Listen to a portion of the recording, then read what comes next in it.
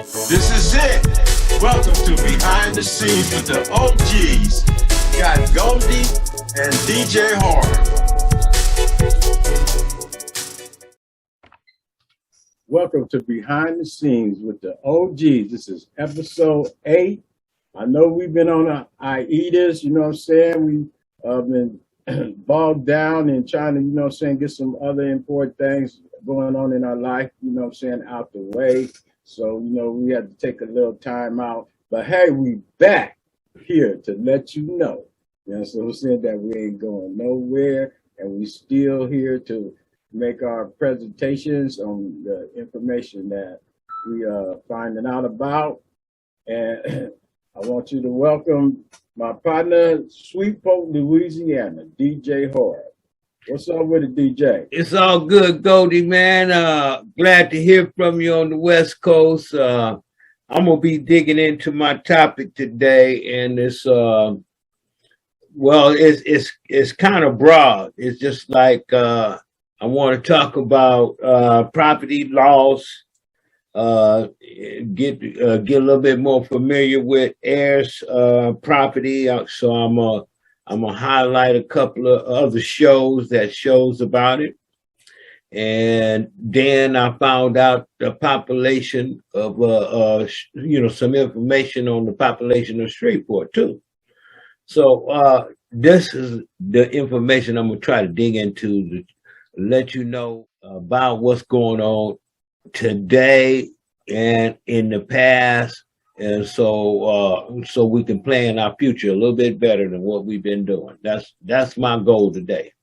Sound like a winner to me. And before we proceed, I want to give a shout out to my family. You know what I'm saying? We're saying Detroit, San Antonio, Texas. My family that's here in the city, Los Angeles. I want to give a shout out to, I got some new admirers in the wrestling business. I got a Tasha Steele and I got a Vierre Blanca, and they is bad. Sasha, you know what I'm saying? You still a hit with me too. You know what I'm saying? But hey, it's some bad girls, man. You know what I'm saying? And fine as wine, just my kind. You know what I'm saying? Up in there winning championships. So yeah, I want to give a shout out to Mini Bike Legacy. You understand? Y'all know, you know where we at, you know what we're about. Got a big celebration coming up, a ride out for Halloween. So if you want to join up, hit us up, Mini Bike Legacy. And yeah, what's up, DJ? Oh man, you know, I want to give a shout out to my number one music fans. You know, when I went to environmental court, I said, what am I going to tell them about? I said, man, let me tell them I've got a fundraiser going on, you know, with my music and what my fans had to say. I'm telling you, boy, they got some fantastic things here to say. So this is what I had to judge. You know, I gave a copy of this to the judge. So I want to thank all of my number one music fans and all the people who's playing my music and everything. I'm telling you, you know, y'all got me so motivated, and I'm working on my new album, New Year's Party album. The design was delivered today. I got JB on the job, and I haven't seen it, but I know it's delivered. I didn't want to take too much time away from producing this show today, so I just got the verification in. All right, hurrah, hooray for DJ. You know what I'm saying? Coming along with the music to all his fans. You know what I'm saying? Y'all knockout. You know what I'm saying? Stay down for your crown. You know what I'm saying? And join us, you know what I'm saying, for this win. And look, you know what I'm saying? What we really, really, really, really want is to have some subscribers. You know what I'm saying? Because if you subscribe, you know what I'm saying, to our channel, you know what I'm saying, you help step our game up, you know what I'm saying, till we can, do much more profound, better business, you know what I'm saying, with this media, you know, and staying in contact with our people worldwide. Yeah. Hey, Goldie, maybe we ought to give a little tip on how we came up with the one of the formats for our show. We leaned on Cisco and Ebert, you know, freedom of speech, and that we have the right to voice our own opinions. So on this show, me and Goldie might not agree, but this is what it's all about. You know, these are some of the details we be digging into behind the scenes with the OGs. Yeah, sounds good. And yeah, that is a president, you know what I'm saying, that we use. And but then, you know what I'm saying, it's everybody, you know what I'm saying, is entitled to, you know what I'm saying, the right to freedom and freedom of speech. And so, you know, that's, you know, you are actually right. You have your, you know, your right to it, and I have my right to it. You know what I'm saying? And the bottom line is, you know, we disagree to agree. You know, so that's, you know, a typical way, you know what I'm saying, that men is supposed to, you know what I'm saying, put things together and come together. You know, it ain't the truth is going to always prevail anyway, and will always stand out front.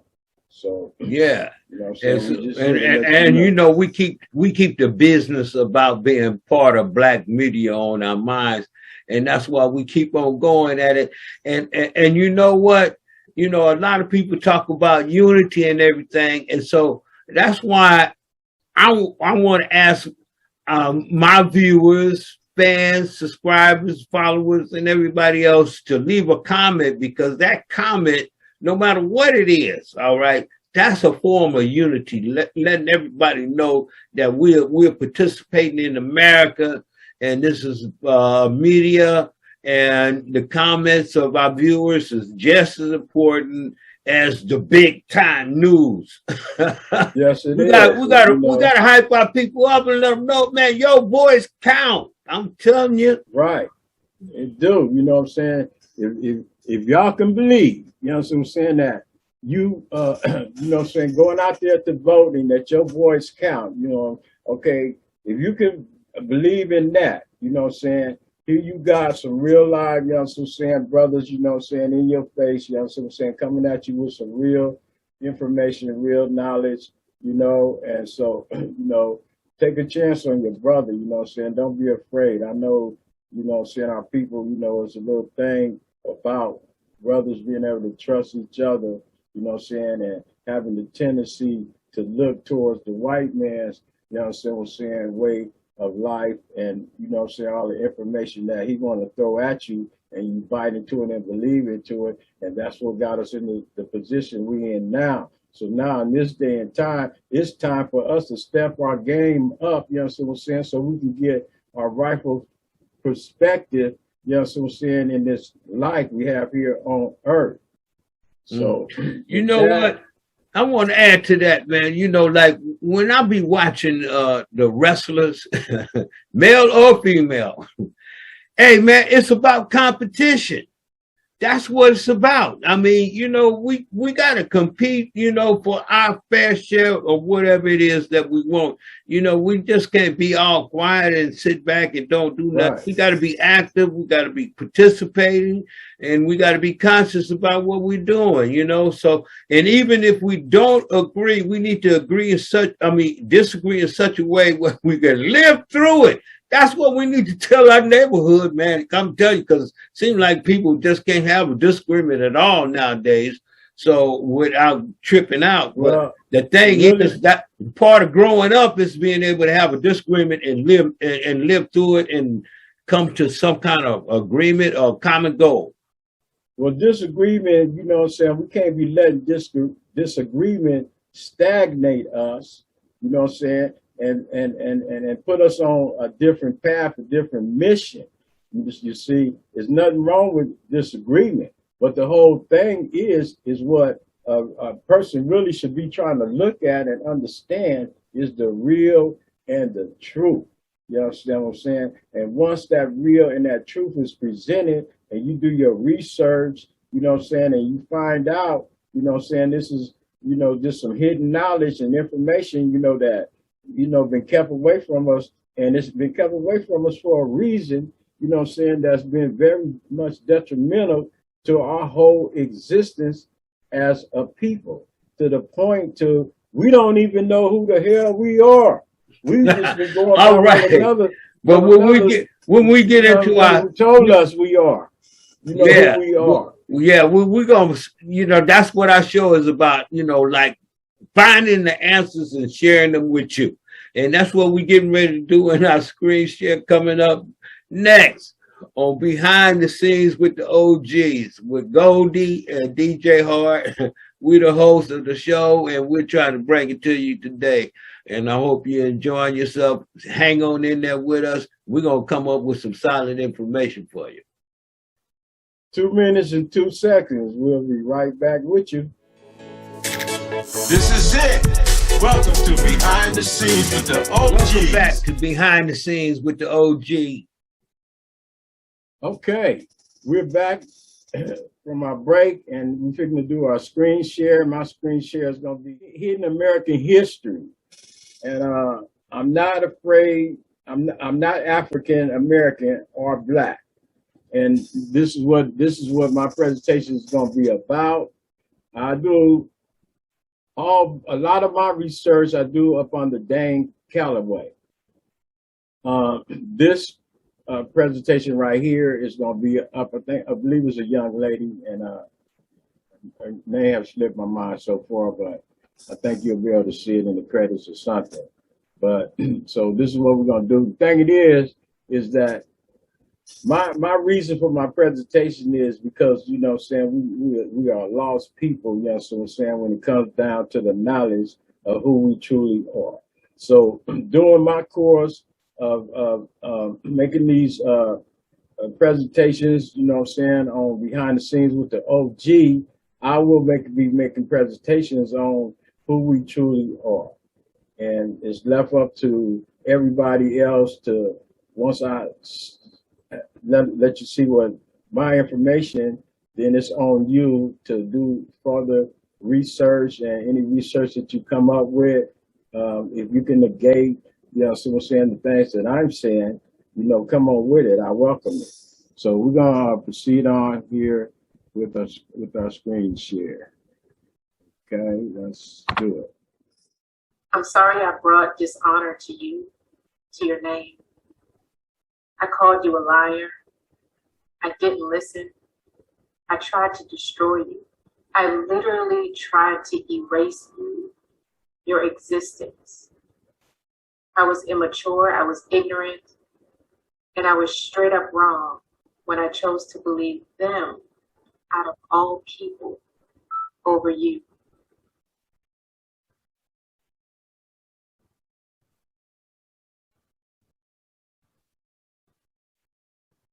In my previous video, I shared that my ancestors came to me in a dream, and they had an urgent message for me to find out who they were and to do it right away.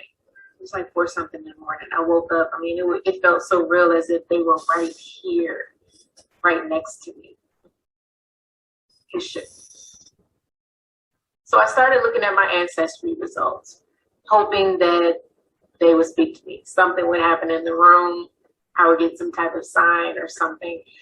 And if you saw my previous video, you all already know the truth about these ancestry tests. It's a bunch of hocus pocus. It's a bunch of hot air. It's a straight up scam. So I'm looking at the results, and, you know, nothing clicked. The energy just wasn't there. So I decided to take a break. I got on Instagram and I scrolled down once, and I ran into a video that I have seen multiple times, like at least 5 times. But on that day, something told me to click on it. And that's the video that changed my life forever. When I clicked on that video, I instantly knew that I was headed in the right direction, like straight up. So I kept going down that rabbit hole, discovering my genealogy.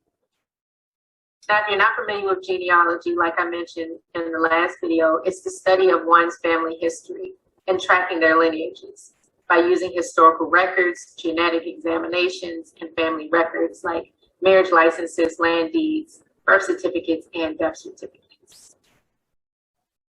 So while I'm down this rabbit hole, I'm questioning everything, everything. And I just kept researching. 3 hours turned into 6, and then 6 hours turned into 8. It was hard work, but I could definitely feel like I was being guided. The energy was right. It was a lot of information. I felt heavy. I pretty much knew that I was where I was supposed to be.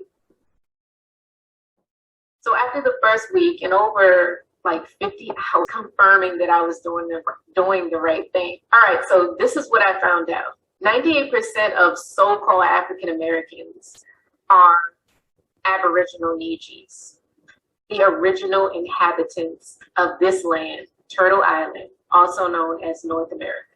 And the reason why this is an apology video is because my grandmother told me this before she passed. She told me that we were Indian, and I didn't believe her. I said she didn't know what she was talking about, and essentially called her a liar. I tried to erase who she was, who I am. I immediately asked her to forgive me, and I felt her hug me and let me know that it's okay. And as I continued to research, I learned that I was not alone. I learned that there is an overwhelming amount of so-called African Americans who were told by their grandmothers or their elders that they were Indian, whether it's Cherokee or Blackfoot, Muskogee or whatever. They were told that they were Indians. I mean, I remember as a kid growing up, you would hear the kids say, oh, you got that Indian in you. Nah, sis, you don't got the Indian in you. You are the Indian. So-called Indian, because they didn't call themselves Indians. If you think what I'm saying is a bunch of bull, to be very frank, I dare you to watch this video clip. Written and produced by Dane Calloway. If you haven't heard about him, he's a historic researcher, author, and journalist, to name a few. And the full video is linked in the description box. As a matter of fact, his entire channel and his website is in the description box, because he and what he's doing, him and his wife, it's invaluable information. Yes, sir. He's bringing the ugly truth to the public. He has helped people like me, and even some of you. I'm sure somebody out there listening has heard of him before. And he's also helped a number of celebrities. See, how can everyone else who were slaves in different areas of the world recall their family's actual history, but our people can't? My question to you would be, why are you not researching your family's history by records and documentations that exist? Why are you concurring with complete strangers about your people's history, when those same people that wrote your history didn't live here in America to be able to tell you exactly what happened in the first place? What happened in history that allowed for our people to fall so far behind? Sleeping giants from all over are waking up, just like I did. That's right. There are books in the National Archives.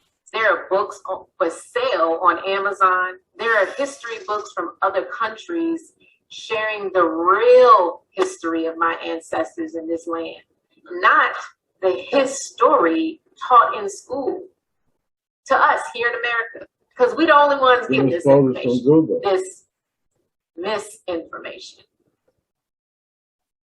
And I'm not gonna lie, at first my head was spinning because it's a lot of information. Everything that you learned in school, history, was taught backwards or a straight up lie. You literally have to question everything. Whatever it is, you have to look past that item and figure out who funded this. You have to look and you have to follow the money trail, because the money trail tells the truth. In the description box, I'm going to try to list some books to read and some other resources. Whatever I can gather up, I'm going to try to put in the description box, because I want you to look this information up. Most of you are watching this, you don't know me, and even those who know me from YouTube still look it up Question everything. I dare you to go down this journey and find out the truth of who you are and who your ancestors are. It's like, how can you progress? How can you move forward if you don't even know where you say that came all from? the time. I have another one to show you, and I want to thank Dane Calloway again for sharing this video. He put this together and shared this on Instagram, and I want to share this with you all really quick. Let's keep switching the identity to hide the people. Why don't we just keep renaming you? Are you Negro? Oh, no, you're not Negro. No, you're colored. No. You're not colored. You're African American. And this is what they name you. The slavers name you this. Because I know a white guy who grew up in South Africa. And he now lives in America. He is an African American, and more African American than most. Do you see how African American is a misnomer? It's a misnomer. Don't check that box. Drop Check the it. mic. It is literally our human right to know who we are and what heritage we came from. It is time for us to wake up. I have this video that I want to share with you from Yamase Feathers on Instagram. She's also on YouTube. She created this video clip, and I'm reposting this or sharing this from Instagram.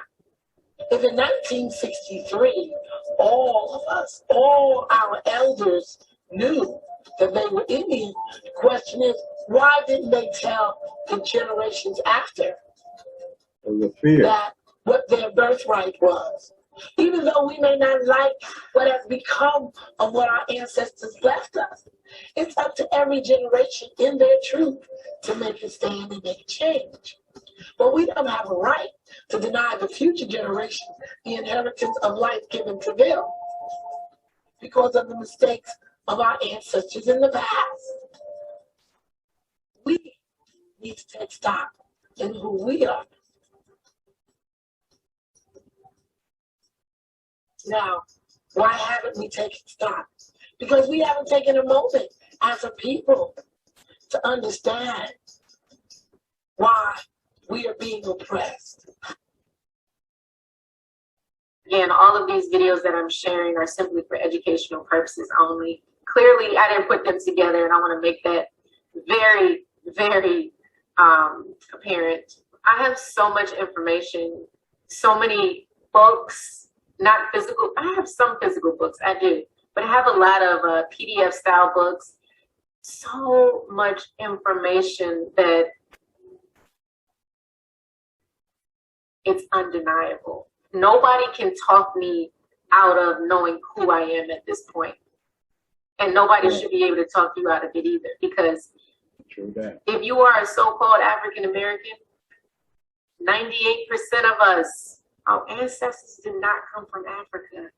They didn't. And that was hard for me because, man, you all saw my ancestry videos. You all saw me with the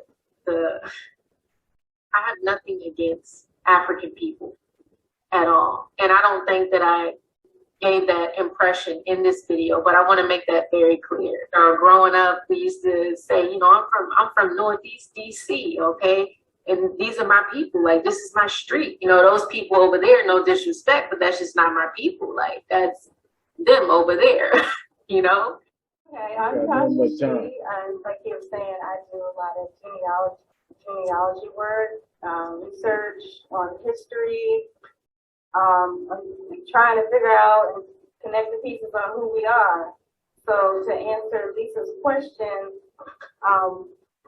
when did I figure out that we weren't African Americans? It took me a while because I was in denial, and like I told y'all before, some of y'all before, I was a straight grandma killer because my grandma told me at 8 years old that we weren't. My mama told me. I specifically asked her, she was a dark-skinned woman, so I'm like, I'm gonna ask the darkest person in my family, you know, about Africa. And she laughed at me. She was like, baby, we're not African. She's like, those are beautiful people, but that's not our people. We're from here. We all would have been here. So that kind of like, okay, this lady's crazy, and she's talking about migrated over to Mexico and all these stories about like what Anu was talking about, the time reset that happened. She's saying a lot of the history is not real. They went back and they changed a whole lot of history. They reset time basically. So a lot of the stuff that I thought she was crazy, me and my brother would laugh and still joke about it, but with all this research, I'm finding out that she was right. And a lot of people who identify as African American today are not really African. As like Carrie Davis has been saying for years, and people have been questioning that. But all of us can't be wrong.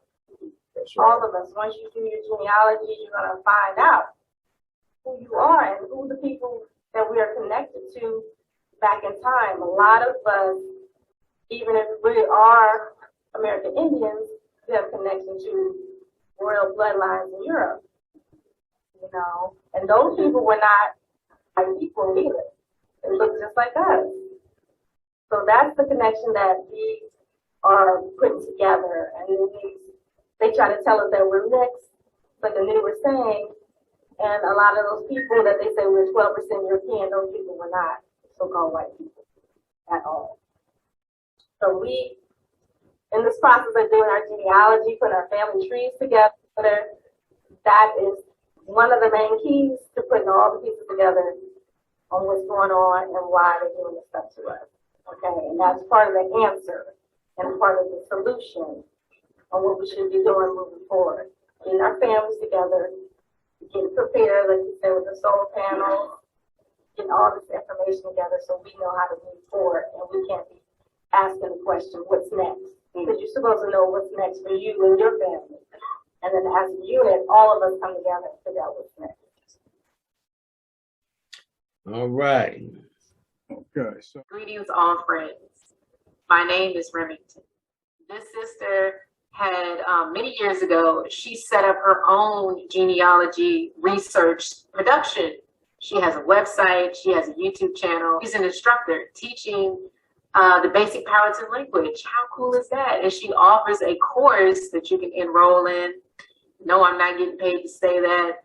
I enrolled in her course, and that's how I learned how to say those words in this video and a few other words. And I am teaching Zari. Yeah, so Kana, Tasha, thank you. I hope you're watching this video. I will leave her link in the description box in case you want to check it out.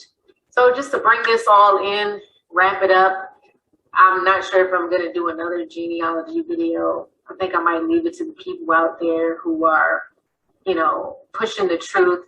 Koamanes, I love you, and I'll see you all soon.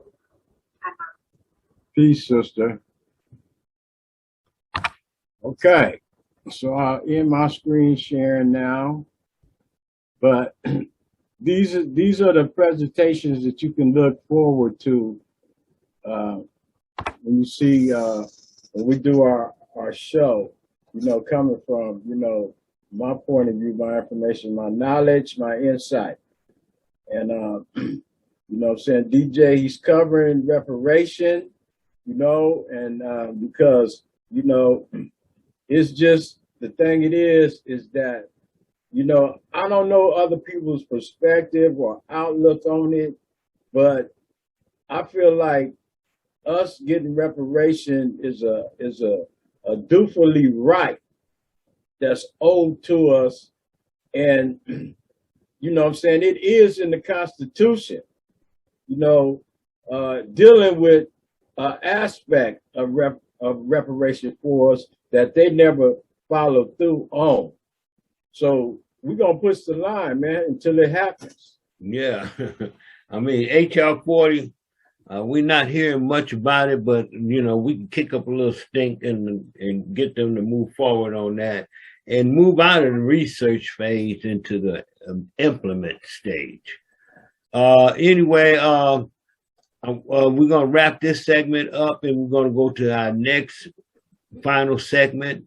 And I'm going to cover some issues dealing with our past, present, and in the future. All right. So that's, to me, that's what reparation is dealing with more like the past, what happened in the past, and in past, and it is what's going to happen in the future.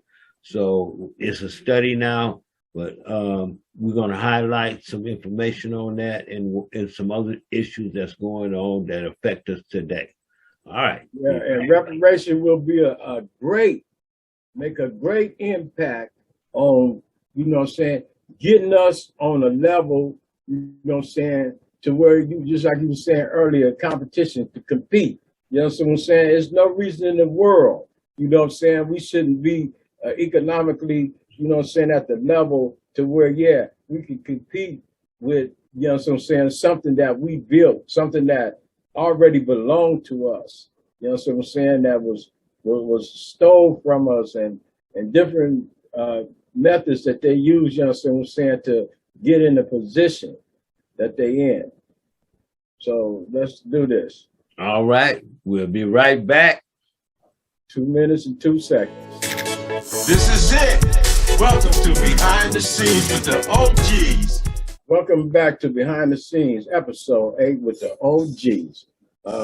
DJ was going to present his screen share with us, and it's a dynamic information.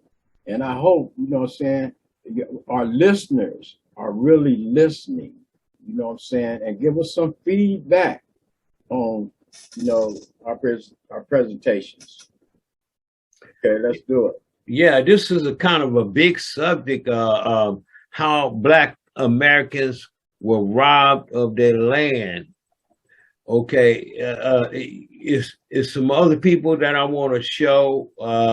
I just want to show a little clip of this, and we're going to be continuing to provide more and more information on Black farmers to let you know that there's a whole lot going on in the countryside, and we can be involved into it ourselves. And matter of fact, we got Black farmers, so they having a problem.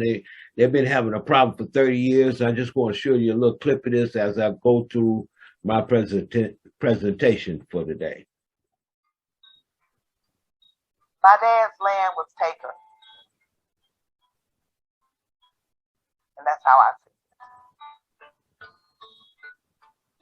Over the course of the entire 20th century, we know that Black farmers have lost about 12 million acres of land total. We've just been forced out. They're trying to force us out. These cases of dispossession can only be called theft.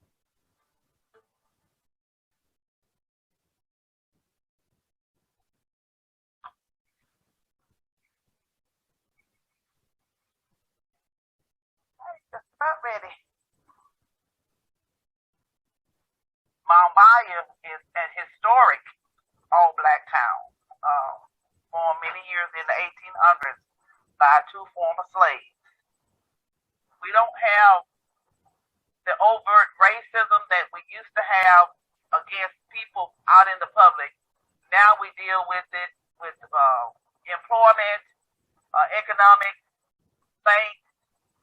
We still deal with it, and until we overcome all of that, the Delta will forever struggle, is my belief. Well, that's about all I want to show of that part right there. And we're going to move on to my next screen share, okay? Because it's just a general overview that I want to give today. I also want to let you know that this was a legal problem. And so I want to hear from these people right here at, I think it's Howard University, where they're talking about the biggest problem you never heard of, examining heirs property and Black property loss.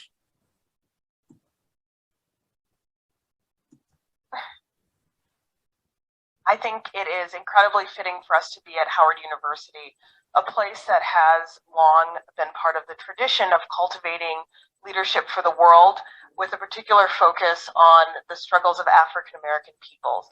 And this conversation really rests at the intersection of law and business and public policy.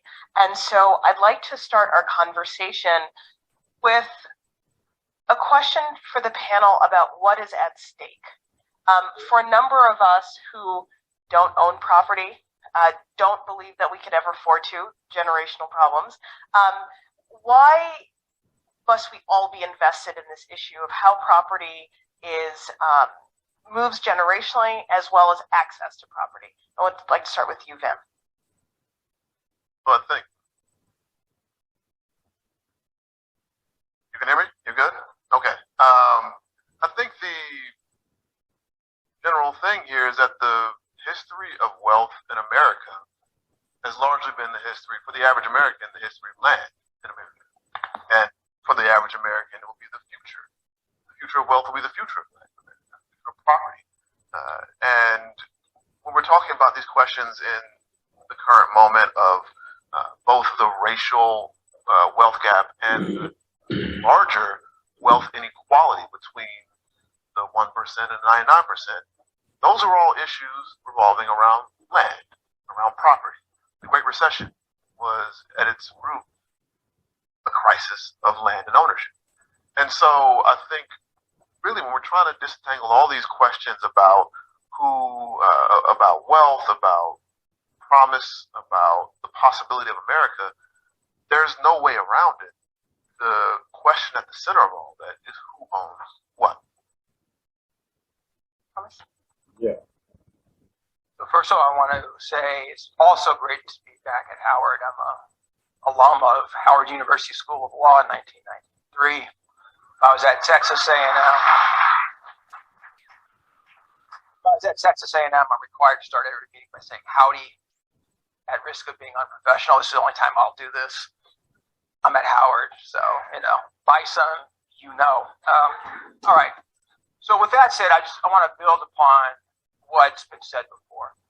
And in terms of the ability to function in our society, to advance ourselves professionally in other ways, it's important to have wealth, not just for ourselves, but in terms of over the course of multiple generations. When one owns property, you have collateral that can be used to get a loan to finance your children's education.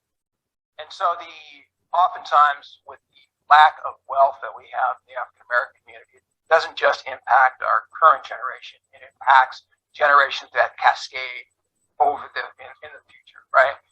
So there's obviously, in terms of when we talk about building wealth, for all the reasons we've heard before, that's powerful in and of itself. I would also argue that we shouldn't limit it to the economic value of owning property. Property also has non-economic values in terms of cultural heritage, historic value.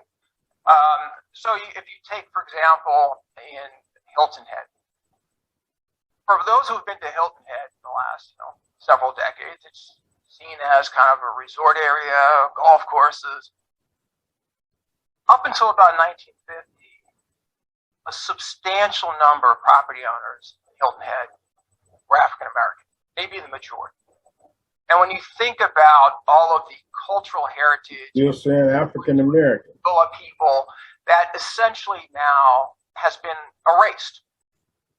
There's damage that's done to a people when their cultural and historic heritage essentially has been erased. And that's often happened with the loss we've had, involuntary loss of property in both rural areas and in urban areas, right? So we've talked about DC and DC having gentrification on steroids. When I was at law school, DC was still a majority African American city. It is unrecognizable in substantial part when you come to DC in 2020. And so not only have we that I wanted to get right there to that point, that he lived in the area or he was familiar with the area of Washington, D.C., where it was mainly black. And now here it is in 2020, it's unrecognizable. All right, so this is part of the discussion that I'm presenting today. I wanted to let everybody know that, you know, we got our concerns in the rural area and urban areas. All right. Yeah, So, well, what people need to understand is that this, just like Tulsa, Oklahoma, you know, it happened in Chicago. It happened, Tulsa, Oklahoma happened in other places, you know what I'm saying, that our people is really not aware of, you know what I'm saying? 'Cause, and this is something that been happening to us all along. yeah, and so this is right now, this is like competition for land, right? And you just think about, you know, that the wealth gap is like, you know, in between blacks and white is so big, right? Until they got a lot of buying power, all right? So, you know, when they faced with some situation that they got money to buy it or hire labor or get organized to try to get something done. All right. And so, you know, I told you I went to environmental court, right? And so like I presented a 1-page letter here, right? And in this letter is basically I wanted a minimum of 72 days in order before I start the demolition. All right. So they gave me 30 days. Okay. What does that mean? That's a 58% cut in production time. All right.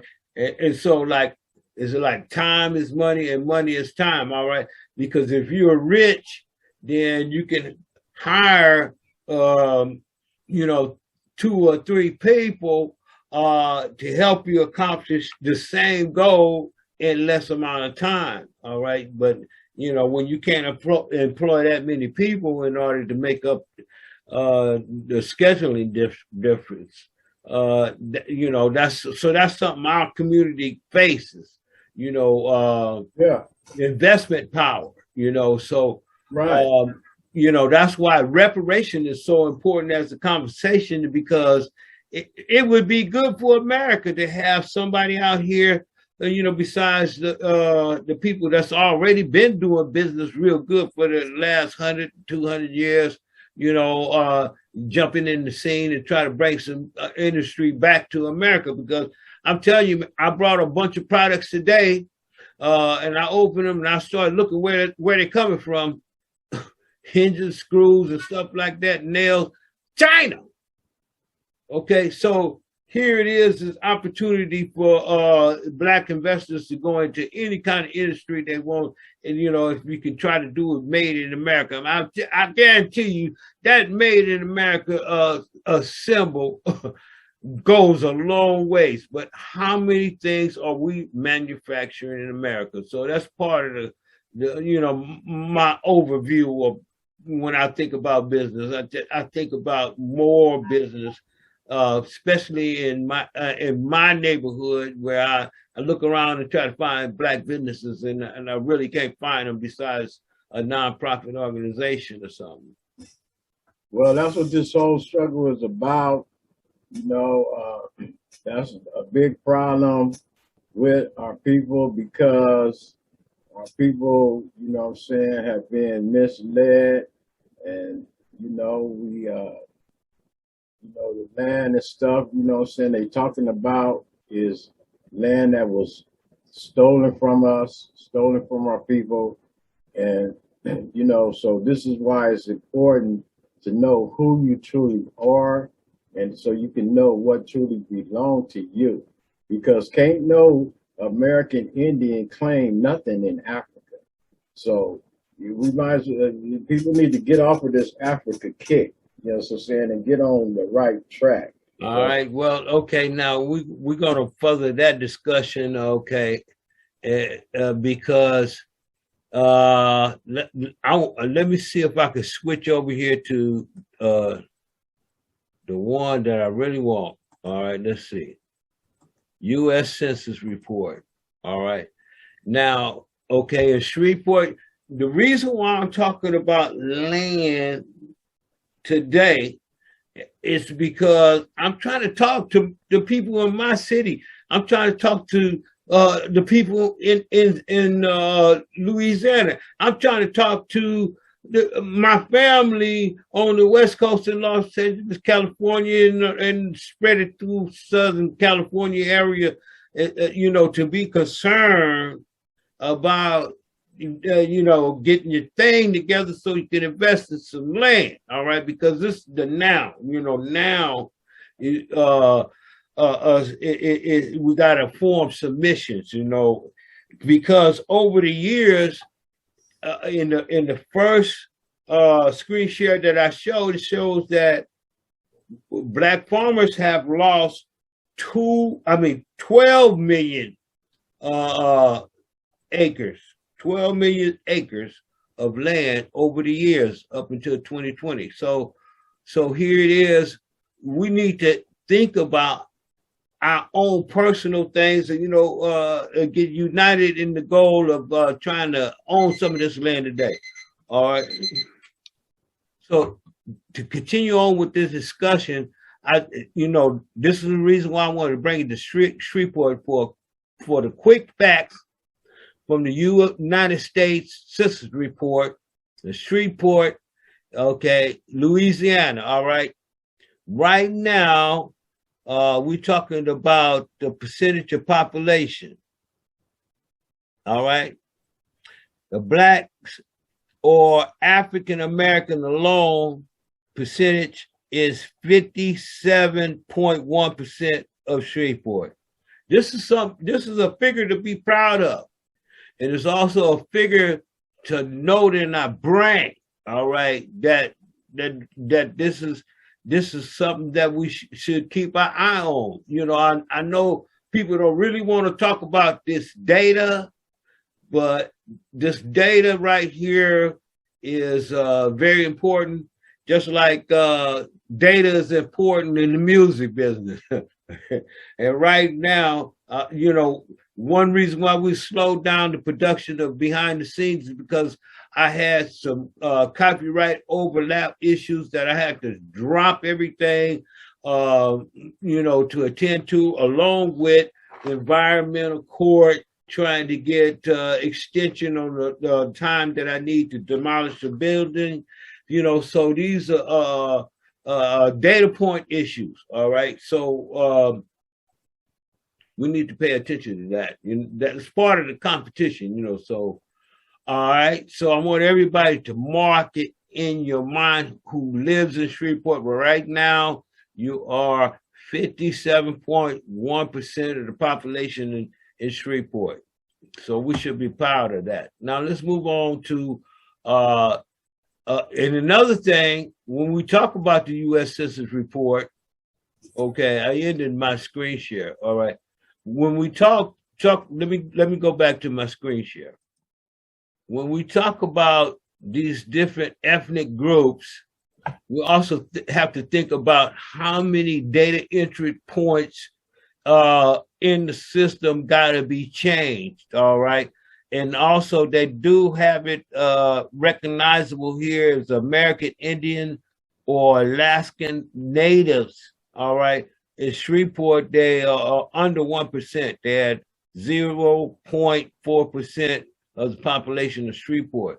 So that means that's a lie.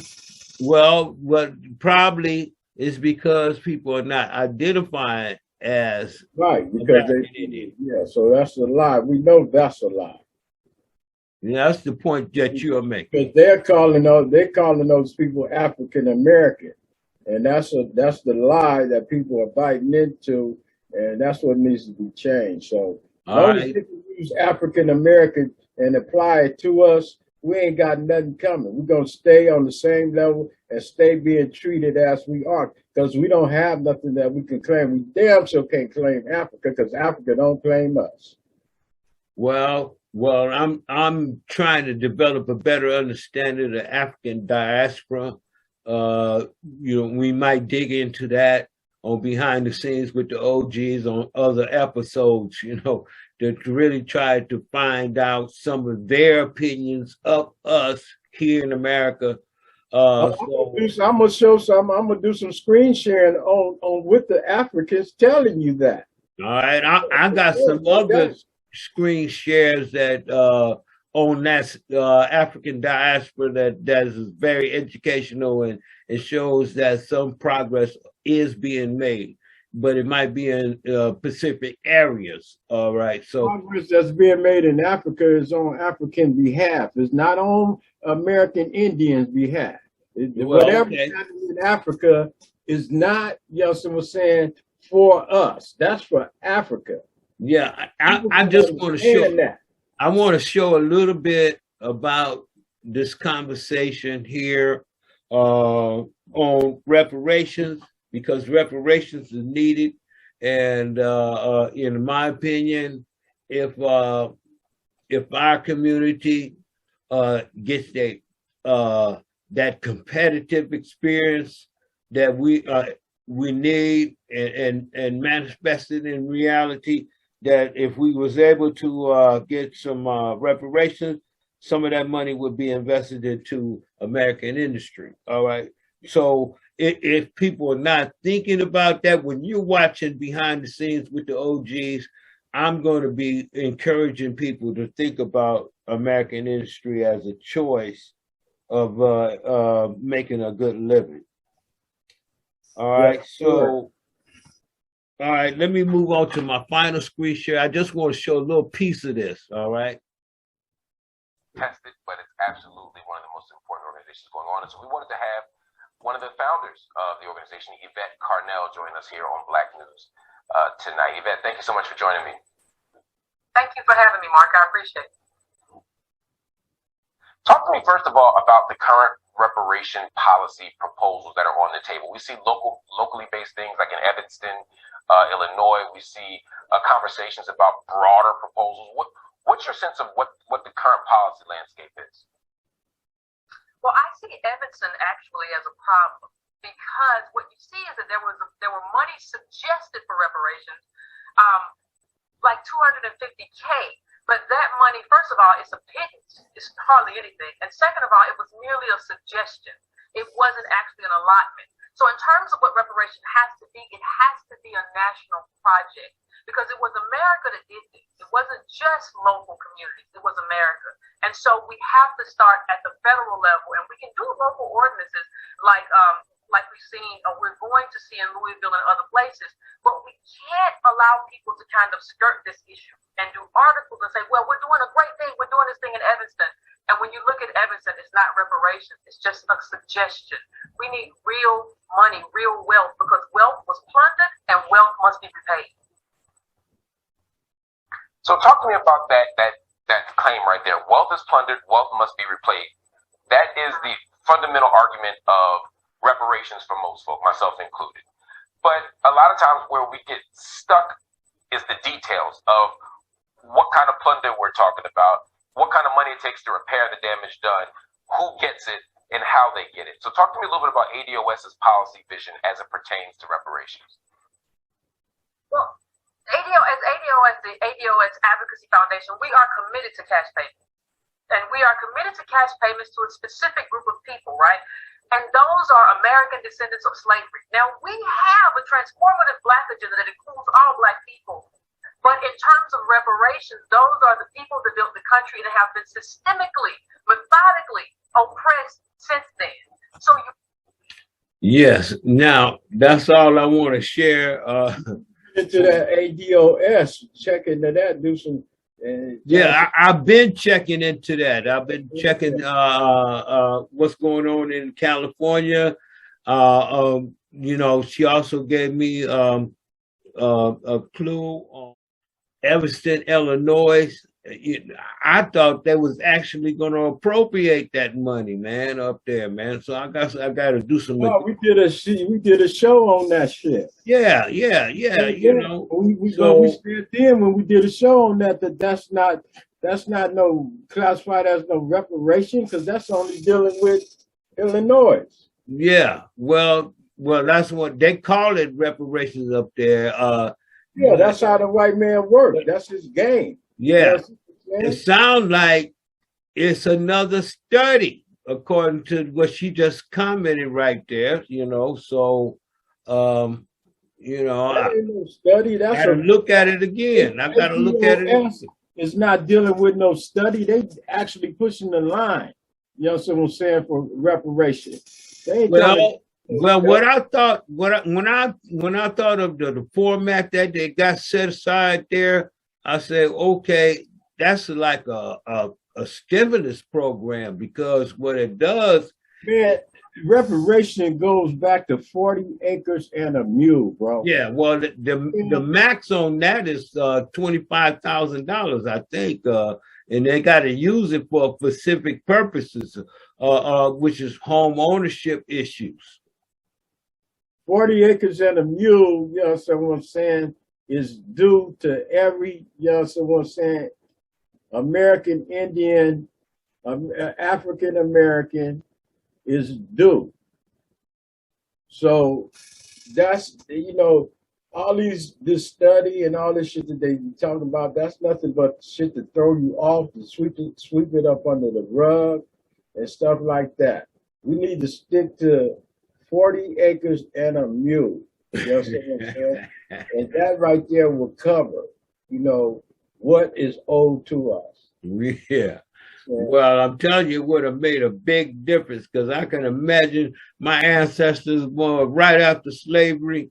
And, you know, far as I got in my oral history of my family, is like going all the way back to the sharecropper days in North Louisiana. All right. So I can imagine them getting started with nothing, man. You know, no money, whatever, you know. And so, and the way they describe it, it may have been possible for them to even do something with no money, because the landowner would loan them, you know, the money to get the seeds or whatever. So in some of those cases, they wound up not owing. I mean, owing. They didn't make no profit. They got beat. So, but anyway, this is our show. We're gonna wrap this segment up, and we're gonna have our final commentary. And you've been checking out Behind the Scenes with the OGs. We'll be back in 2 minutes, 2 seconds. This is it. Welcome to Behind the Scenes with the OGs. Got Goldie and DJ Hard. Okay, we're back to the ending of our show. We have a little commentary, you know what I'm saying? We're going to kind of like have a few pointers on our screen shares. And I just want to say that I really feel that it's very important that we know the real and the truth about who we are and what land actually belong to us.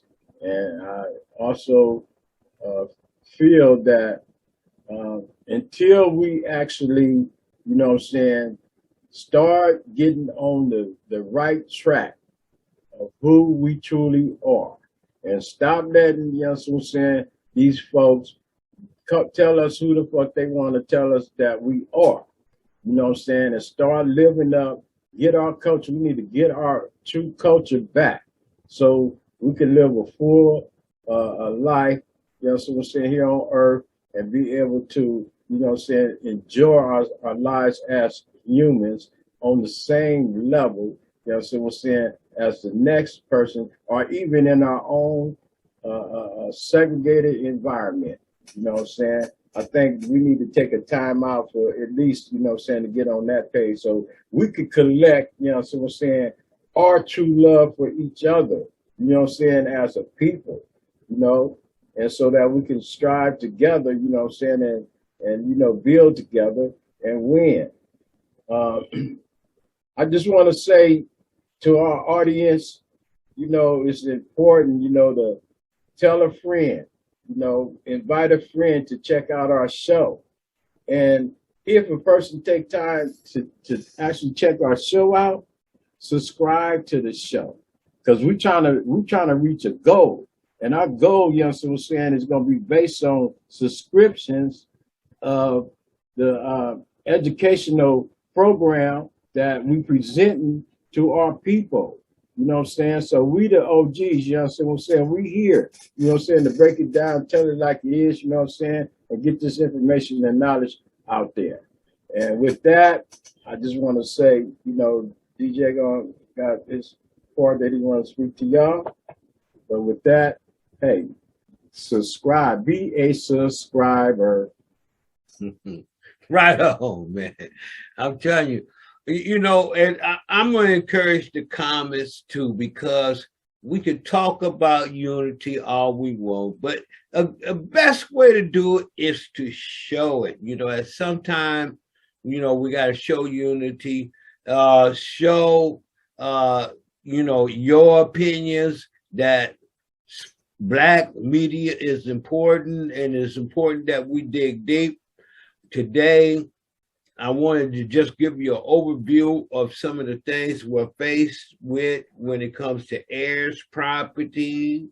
I'm going to leave some information in the description where you can find a full show of the clips that I show. So you can find out more about the Black farmers and their situation. So you can find out more about you know, some of the legal technicalities involved with air property, and so we can avoid losing property, you know, so, and save money. You know, when I saw that program, I said, they give me an idea, you know, it's something that I need to get on top of.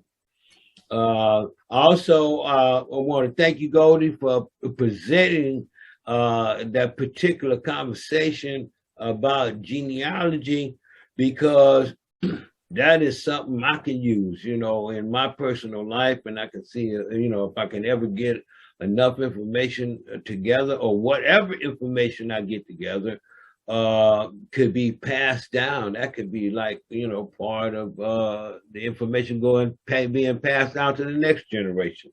All right, so, you know, so that's a good idea, you know, as a little family project to take on. All right, and so I want to thank you for presenting that, you know, because I think it's a good idea that we know more about our own personal history. I wanted to let you know that that it is some discussion being going on in regards to reparation, the problems with our land loss in the cities and in the rural areas, and Black farmers and stuff like that.